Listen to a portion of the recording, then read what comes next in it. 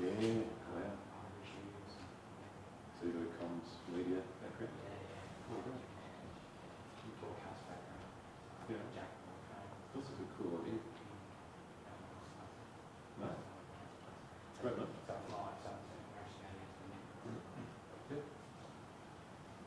How long have you been through this for? This is just a recent thing, isn't it?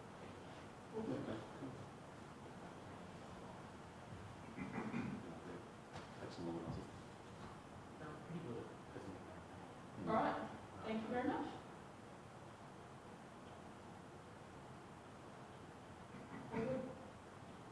Okay, thanks, Peter.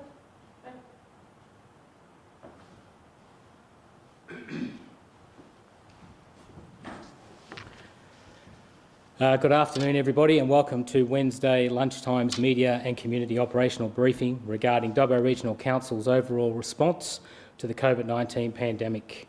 My name is Andrew Parsons, Manager of Dubbo Regional Council's Media and Communications. Joining me today as part of this operational briefing is Mr Scott McLachlan, CEO of Western New South Wales Local Health District, with important information on the current COVID-19 situation in the Dubbo local government area, and also some information and an overview on how the hospitals are preparing and getting ready for COVID-19. Scott will also stay for questions at the end of this media briefing and we'll take questions then. Firstly, I want to take you all through the changes that will immediately affect your services from Council and Council facilities that will soon close temporarily in response to the COVID-19 pandemic. You will recall in our first media and community COVID-19 operational update last week, I set the community expectation that Council services will change as required should the pandemic worsen, which it has, and we would scale back or close in response to the pandemic. Under the Australian Government Stage 1 restrictions on social gatherings, which includes the closures of pubs, clubs, gyms and cinemas, and in light of the Prime Minister's additional measures and clarifications announcement last night, Council has further reviewed its own operations. In an effort to further reduce risk to the community, the following Dubbo Regional Council facilities will temporarily close until further notice from 5 p.m. today, Wednesday the 25th of March. Dubbo Regional Theatre and Convention Centre, Dubbo and Wellington Aquatic Leisure Centres, Wellington Caves, Western Plains Cultural Centre, Old Dubbo Jail, Macquarie Regional Library and all of the associated branches. Dubbo and Wellington's Visitor Information Centres will also close. The latest measures put in place for restrictions are on social gatherings, and they also mean that people cannot congregate in large groups, and this is about limiting the exposure. As such, Council parks and reserves will close from today. Those gated facilities will be closed. Open spaces and facilities will also close, and notices instructing against gatherings as per the Australian Government's directions will also be installed. This also means that public barbecue facilities at these parks will also close. As mentioned during last week's media and community briefing, Dubbo City Regional Airport remains open for operations, notwithstanding the reduced number of passenger air services in and out of Dubbo at this time. The airport remains an essential service and is not currently affected by closures due to COVID-19. Our airport is also the home of the Royal Flying Doctor Service South Eastern Section, and this life-saving and critically important emergency service, regardless of the menacing threat of COVID-19, continues to service regional and remote communities. It also provides primary health services and a range of remote clinics. It operates a 24/7 emergency retrieval service, and that remains their #1 priority. COVID-19 or not, the RFDS will be there for the communities they serve, as they always have, and Council is very proud to have them operate from Dubbo City Regional Airport. Airport staff, airline operators and other tenants of the airport are absolutely doing their best to keep the facility clean and taking absolutely every precaution to limit the risks of any infection to the travelling public and visitors inbound and outbound. In addition, as we've been saying all along, Council's key essential services remain fully operational. Water and sewer services, scheduled and regular curbside waste services, business hours access to Council waste and recycling centres around our region, ranger services and response and animal services. Council's administrative staff are also preparing to make significant changes to how we are doing business. You may recall I said early last week that as this pandemic escalates, as I said, as it has, Council will modify and adapt the way we do business. Our IT and HR teams have been working extremely hard to prepare for the eventual need to shift the majority of Council's workforce to work remotely from this Friday. The Dubbo and Wellington Customer Experience Centres, our public-facing service centres, will close from this Friday. Our technology and disaster planning will mean that we can still operate Council's telephone transactions remotely and continue providing a seamless customer service experience in these very difficult and challenging times. This business and critical back-of-house work that Council needs to keep doing for our community, such as Council needs to keep paying its bills to suppliers, that's business, and we have a role to keep our fragile economy going. We still need to process administrative tasks and keep the front of house and back of house for Council ticking. Behind the scenes, it's very much a case of it's not what you see, it's what we do. To keep processing Council transactions and requests, and we're keeping to work and doing that remotely. We thank the community for your patience as we bring these systems online. It's the first time we've had to do it at such a huge scale, and we certainly thank those Council staff who are working very hard to make this happen for you. While we're talking about innovation, we need to acknowledge the huge effect that these forced closures have on the region's business community, their employees and the region's overall economy. There's a lot of people in our region's tourism and hospitality trades affected by all of these changes, many of whom are now out of work because of those changes. Let's not forget they are very much victims of this pandemic too. Last week, my colleague Kim Haig, Manager of Regional Events, shared with us the staggering $15 million plus loss to our region's economy so far through event cancellations. And this doesn't include cancellations of everyday events such as weddings and other conferences and meetings. At this Friday's media and community briefing, we'll have further updates on work that's happening to support our local businesses, further advice on how you can once again partner with us to help our community through this tough, unpredictable and very challenging time. And on a positive, we are seeing local businesses change their customer service modelling in response to COVID-19. They're changing the way they serve their valued customers and much-needed customers, changing the way they deliver their product. In fact, we're all learning and applying new skills to the way that we now live and work. And on Monday evening, Council itself also changed and adapted to the current crisis, and also as a result of the social gathering restrictions. This required locating the entire Council meeting to a specially set up assembly inside the Dubbo Regional Theatre and Convention Centre. The staff did a great job at short notice to set up the venue and observed very strictly the social distancing rules. And our media capability allowed us to live stream Council meetings outside the chamber. This will be the way that Council hosts its meetings for the foreseeable future, and it's another example of how we all now need to live and work and think outside of our new 4 metre square box. It's incredibly tough out there at the moment for business, and as your elected local councillors all indicated at Monday night's meeting, they are acutely aware of the challenges and are very much prepared to do what they can to help local business succeed and come out of this on the other side better and stronger. Those businesses with the agility and the flexibility have much changed to suit the environment, and we're certainly asked the community to get behind them. But more about that on Friday and what we can all do to once again partner with our local businesses and business owners. Before bringing Scott McLachlan, CEO of Western New South Wales Local Health District, up to brief you all, I think it goes without saying how thankful and grateful we are to all of the hard-working health professionals in our region. These are doctors, nurses, clinical specialists, paramedics, pathologists, pharmacists, all of our region's allied healthcare workers. All of them have done an incredible job under extremely trying conditions. And let's not forget, these people also live and work in our community. Their children go to our schools in our towns and villages, and they are in exactly the same boat as we are. So let's keep that in mind when things really get busy as this pandemic worsens. And in the tougher times, I ask, let's remain respectful and grateful for what they do for all of us. So I'd now like to introduce Scott to come and brief the media and the community. Thanks, Andrew. Can I thank Dubbo Council both for the difficult decisions that you've taken, the responsibility in leading our community. that this is an unprecedented time. I know it's scary for our community, it's scary for people and our families. Our health system is preparing and is prepared to support you when you need care through all of our services right across Western Local Health District. Now, we know right across the country and in our region the numbers of confirmed cases are growing, that they're doubling nearly every 3 days. Now, for us, that means in Western New South Wales we've got over 15 cases confirmed, and that will grow today. We know that more people are being tested right across our community, and we're putting a lot of support and protection around those people.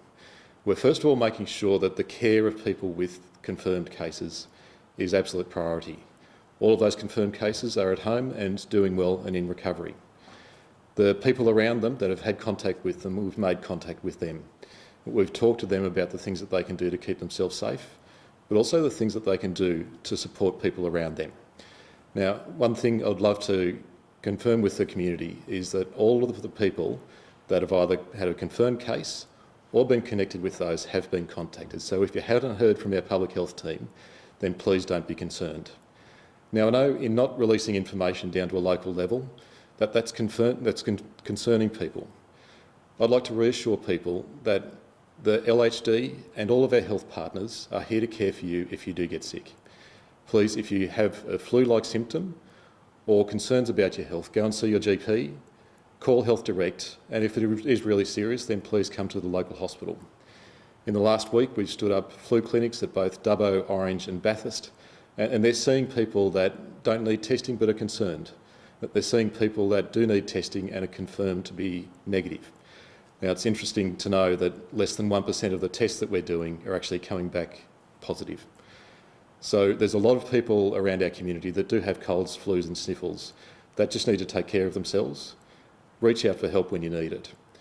The social distancing and the advice that everyone really should heed is so crucial at the moment. Staying 1.8 metres away from people around you is the best protection you've got. Washing your hands regularly, using hand sanitizer where possible, coughing and sneezing into your sleeve means you're protecting both yourself and everyone around you. And in a time when we know this virus is particularly infective and harming older people, the thing that we absolutely need to do as a community is look after the most vulnerable in our communities, our own families, our friends, our grandparents, and keep everyone safe. Now, I know it's a scary time. Our health services are here to look after all of us. There's a lot of practitioners well trained and versed in looking after people in pandemics, and this is a serious situation, so I can please urge the community to take this seriously. Take seriously the advice and the controls that organisations like Dubbo City Council have put into place. There's going to be more weeks and months in front of us where change is going to be needed across our community. Please be responsible with your health, with people's health around you. If you do need to reach out for help, then please come to our health services. We are there to help you. We've been doing a lot to scale up our services, not just our flu clinics. We've been staffing additional beds in our inpatient facilities. We've been growing our intensive care services and our ventilator capability. We've just taken delivery of 5 new ventilators across our region. They're being put into place this week, and we've got plans to grow that even further. We're stabilising and growing our outpatient specialty clinics and our community-based clinics, and particularly delivering a lot through telehealth, using our cutting-edge technology to help community members access from their homes some of our best specialists right across the region and well into Sydney and around the world. So we can bring services to your doorstep. If you do need our help, then absolutely we'll be available. Thank you. Thanks, Andrew. Thanks, Scott. We'll take some questions shortly, but we do ask that you continue to equip yourselves with the latest updates and changes to the national pandemic response. And we ask that you only use trusted, authorised and credible sources for COVID-19 information, such as health.gov.au and health.nsw.gov.au. Limit the spread and risk of infection by practising good hygiene and adhering to social distancing, as Scott just said. And we'll have a comprehensive media and community briefing regarding local businesses and the regional economy on this Friday at 12:30 p.m. I'd like to thank Suzanne, our Auslan interpreter, for being with us today, and I'd also like to thank Scott and now open the floor to questions. There is a microphone on the floor where we'd like media to use, so people at home can also hear the questions. Andrew Nick from ABC News. probably draw to the specifics of parks being closed and what that means for people that just use that for walking dogs and general exercise, getting out of the house, which is probably going to be pretty crucial for some people. But can we be crystal clear on what that means for parks? Certainly. So what we hope to do there is have a comprehensive list available by the end of today. But as I said earlier, you can very much take on board that all parks and open spaces in the Dubbo Regional Council LGA will be affected by that. As I said, those parks that are gated will be closed, and those open spaces will soon have, over the next few days, signs that indicate that they are closed and for people not to gather in those spaces, but we'll endeavour to get that up today. How would that be policed? That's going to be something which it comes back down to not only the community but also authorities as well. I think enough's been said over the last few weeks that we actually all need to take a lot of responsibility during this pandemic. You can't have police, rangers or public health officials on every street corner. We as a community need to step up. We as a community need to listen to what's being said, and we as a community very much need to follow what we're being asked to do.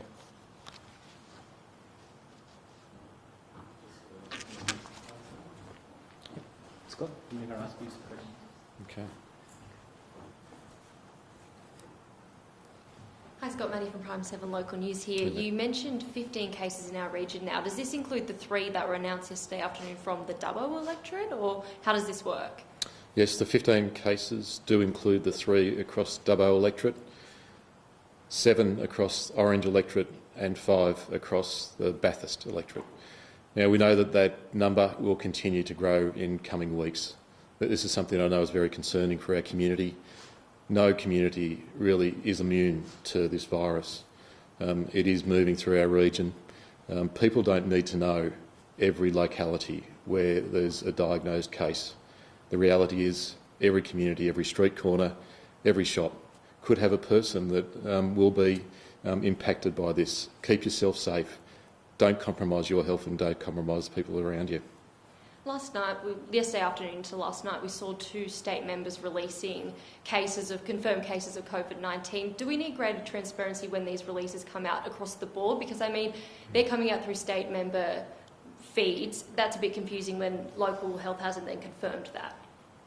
But we're certainly putting in better processes to make sure the community is informed when we've got information confirmed. Now, some of the critical part for us is making sure that the contact tracing or the following up of all of the contacts is being done and completed before we notify the community.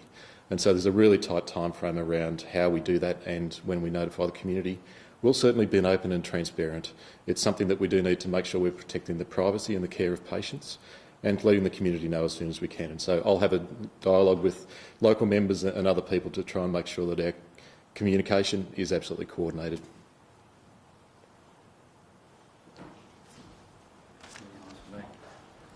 Yeah, Lynn Rayner from the Daily Liberal. Council staff members that are affected by closures. In the Mayoral Minute on Monday night, Ben Shields mentioned they might be delivering food and library books. What's happening to them? That's certainly something that the Mayor and the CEO and councillors are continuing to discuss. We're going to be moving into a situation where we'll have resources that are still working, but resources that are available to perhaps step up and really help our business and community through this. So watch this space. As people have been saying, and I've not used the word, it's unprecedented, but it is absolutely an opportunity for council to step up and help the community where we can and when we can. And it's certainly an opportunity for us to look at different ways of doing business. And just another question also on Monday night, Council approved a 2.6% rate increase for 2020-2021. Will there be any rate relief considered for residents at a later date? I don't have any information on that at the moment, Lynn. Thanks. Any other questions? Yep, Bill. This one's for you, Scott.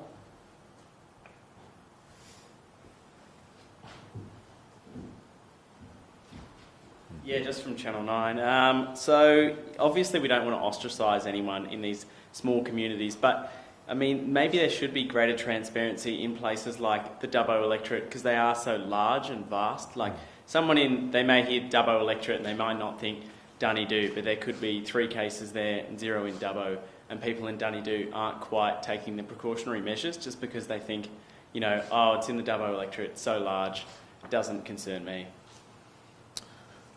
My message to everyone is you should be concerned. You should keep yourself safe, regardless of whether it's Bolt Street around the corner here or Market Street in Mudgee. This is something for every community member in every community right across the region to take precautions. So regardless of whether there's a confirmed case in your community or not, take the same precautions, take this seriously. That this is something that will solve as a region, as a community together. There's no doubt this will get worse before it gets better. The constraints that are being put in place now around social gatherings, around distancing, around washing your hands, sneezing into or coughing into your sleeve is absolutely crucial to keep individuals safe.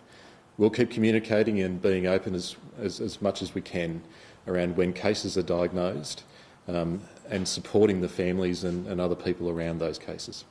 Mr McLachlan, can you brief us how, if someone was infected and unaware, if they had used local retail, it's hard to know who were in shops at that time, how would that be communicated to the business, and what action should the business take if someone who had been infected had used that business? Thanks, Andrew. So in our contact tracing, our public health specialist teams go through a careful inquiry process with the person that's been confirmed with the case. They make sure that they do have a good understanding of all of the people that they've been in contact with. Now, if that does include public gathering spaces and interactions with people within the 1.8 metres for more than 15 minutes and in an enclosed space, then we would be following up with those businesses and with people that have been through that business. In the cases that we've confirmed to date, we've been able to follow up with all of the people that have been connected to those. So I know this is concerning. But the reason that the Commonwealth and the state have put in place all the social distancing rules is because we know that in coming weeks and days that this will be circling around our communities. It could be the person standing right next to you. It could be your family members. So please take precautions. But further to that question, what action should the business take? What would you be asking? Would you be asking for a notice? Would you be asking for them to post on social media? What actions would you ask that business to take if a person had been browsing in a shop for 30 minutes? Let's use that example. Well, our public health teams will work with those businesses around how they inform the public of any concerns that have arisen as a result of that contact tracing. That hasn't been necessary in our region to date, but we will take those steps if they're absolutely necessary. But I really encourage a lot of businesses to maintain the things that a lot of businesses are already doing: the social distancing, the distancing of people in queues, the distancing of some of the things that are laid out in the business, and supporting people to stay safe in their environments. Hi, I just have a question from Ash from the AAP. Do you feel that regional areas are receiving enough state government support in comparison to metropolitan areas? Well, I certainly know from New South Wales Health and the Commonwealth we're getting a fair share of support. There's every effort going into protecting and supporting rural people in our region.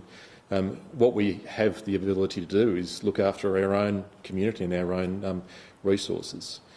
In the last week, we've had a really honest dialogue with all the government agencies at both the state and federal level, all of our MPs talking to the local mayors and general managers this morning about a coordinated approach in every community and across the region. Western New South Wales absolutely can be a safe place for people to live and stay. It all relies on both our organisations supporting and doing the right things, but individuals doing the right things as well. Now, we're certainly getting all of the support we need from the state and federal governments. We know that things like personal protective equipment is in short supply. We are getting regular supplies through. As I said, we're getting things like new ventilators and other funding that's being supported to help us deal with this. And just in regard to new ventilators and new delivery for the hospital, your health district for Dubbo would extend through to Burke, is that correct? That would Sure. Yep. So if a patient in Burke presents COVID symptoms, they come to Dubbo for testing?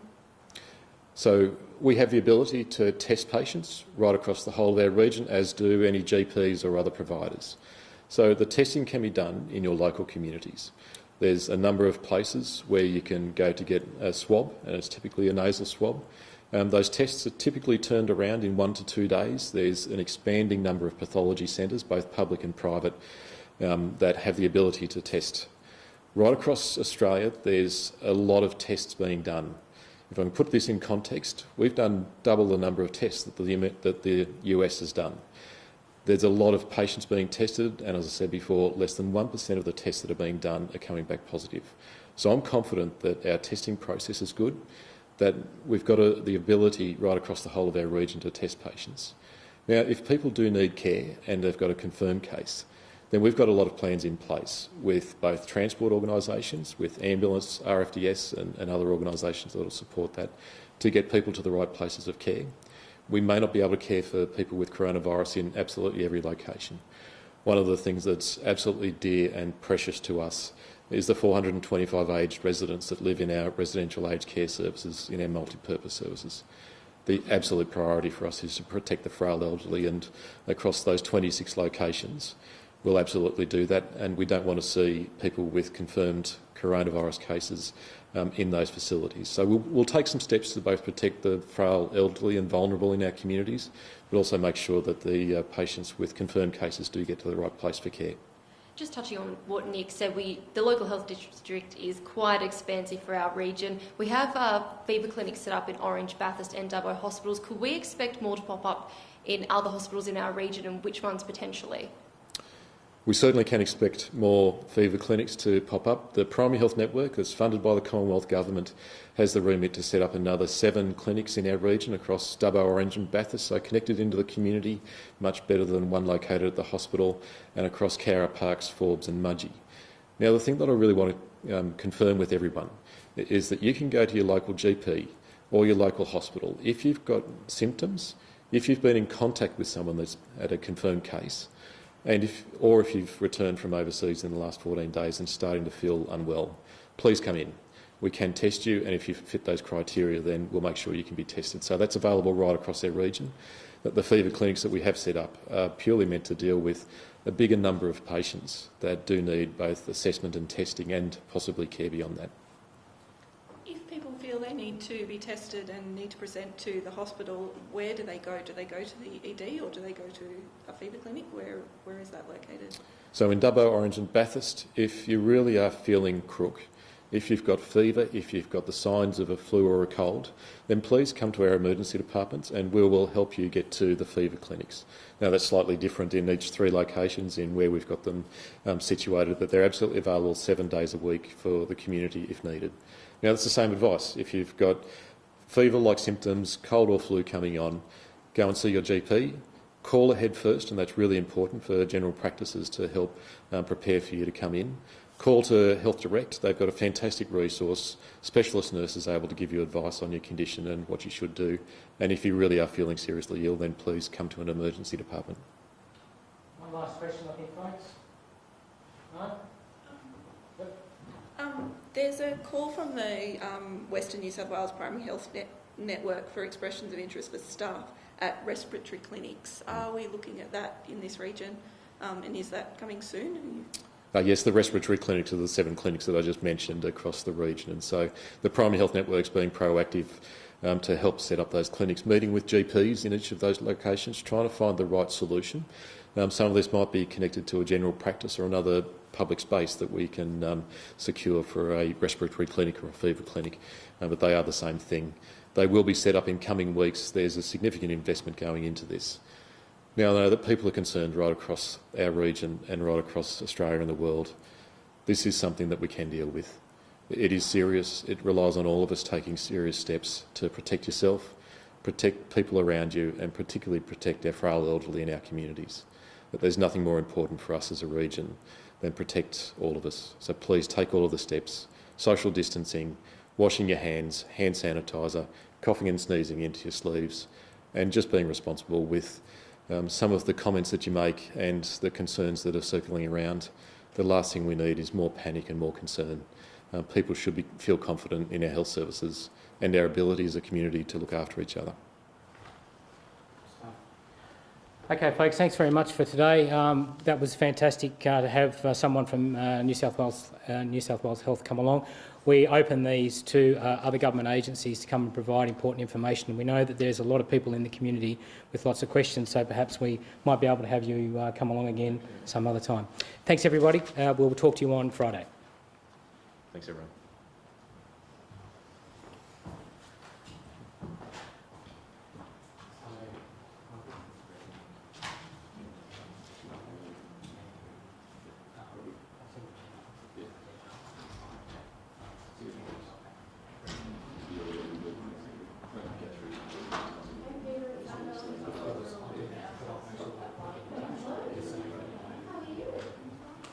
Really appreciate